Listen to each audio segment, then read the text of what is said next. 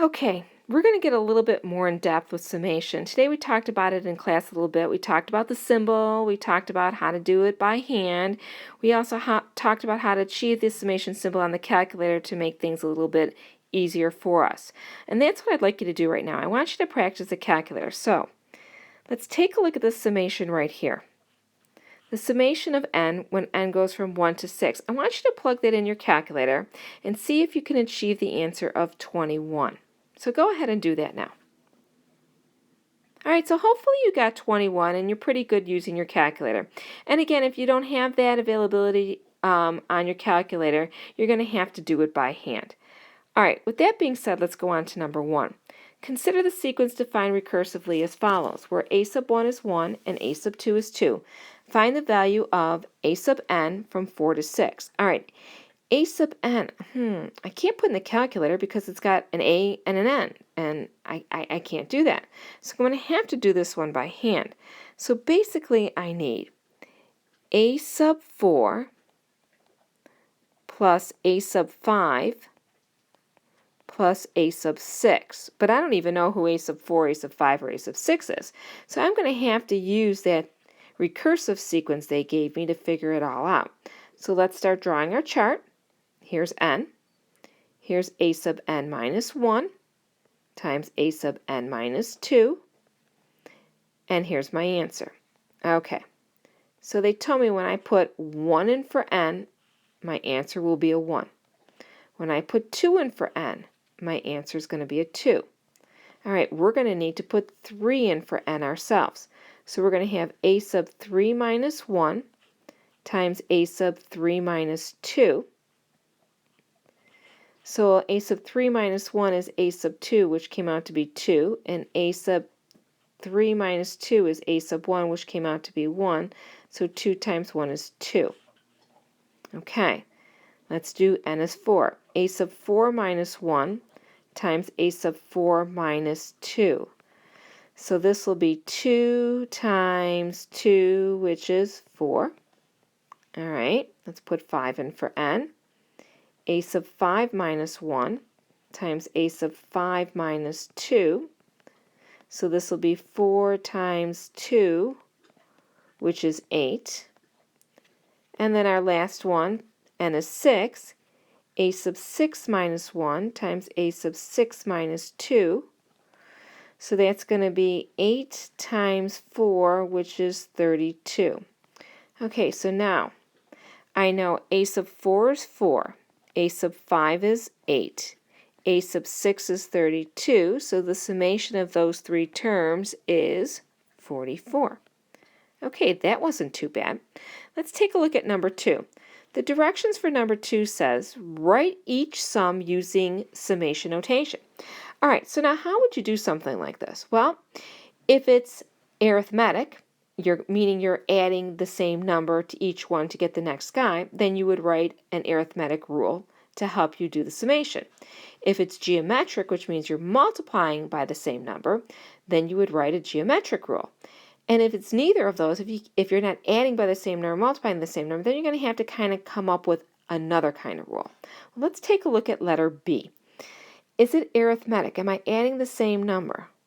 No. Is it geometric? Am I multiplying by the same number? No. So I've got to come up with my own rule. So let's see what's going on here. Oh, all of them are perfect square roots.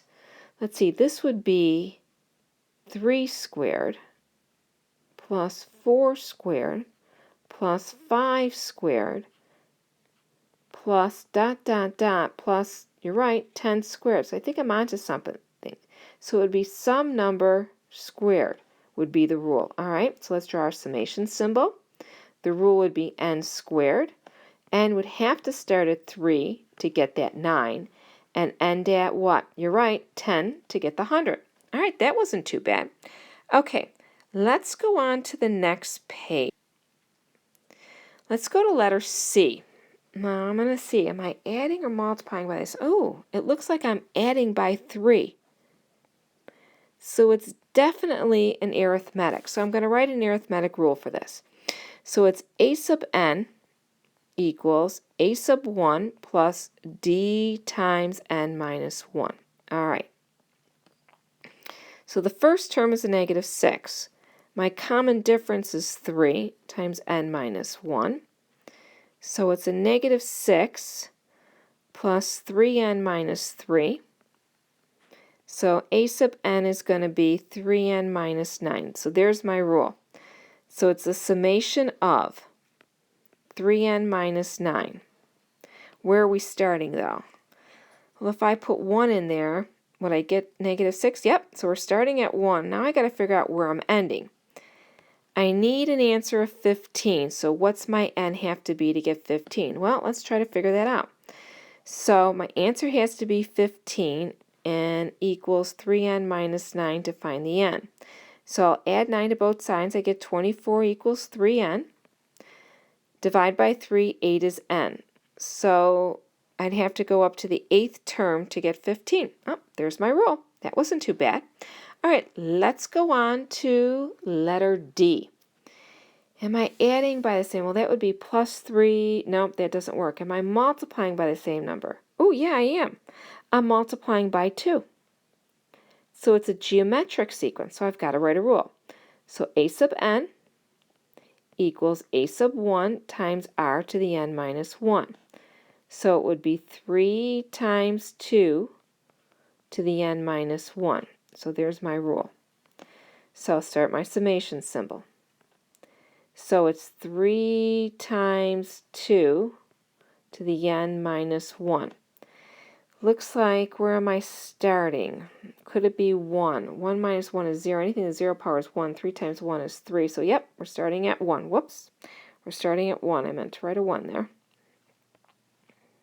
Where am I ending? Well, again, I need an answer of 48. Okay, so 48 equals 3 times 2 to the n minus 1. So I'm going to divide each side by 3 first and get 16 equals 2 to the n minus 1.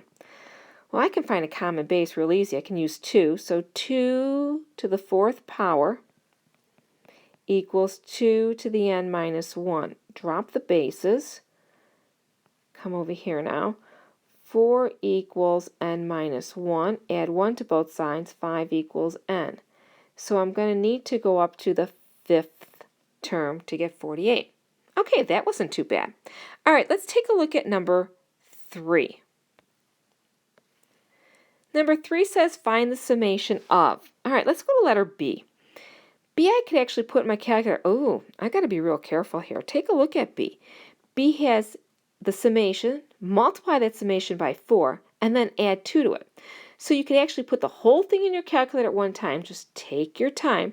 Or if you're afraid to do everything at one time or feel you're going to mess up, you could actually find the summation first, then take that answer, multiply it by 4, then take that answer and add 2 to it. So why don't you go ahead and do it in your calculator, and I'll do it by hand for those of you who don't have the summation symbol on your calculator. So let's see, it's 2 times n, so it's going to be 2 times 1, 2 times 2, and then 2 times, 3. Okay, 2 times 1 is 2. 2 times 2 is 4. 2 times 3 is 6. Summation it, I get 12. Take that summation multiplied by 4, I get 48. Take that, add 2. My final answer is 50. Okay. So there's a couple of problems that I didn't complete today on pages 10 and 11. I'd like you to finish those right now, bring them into class tomorrow, and we'll go over them then. Have a good night.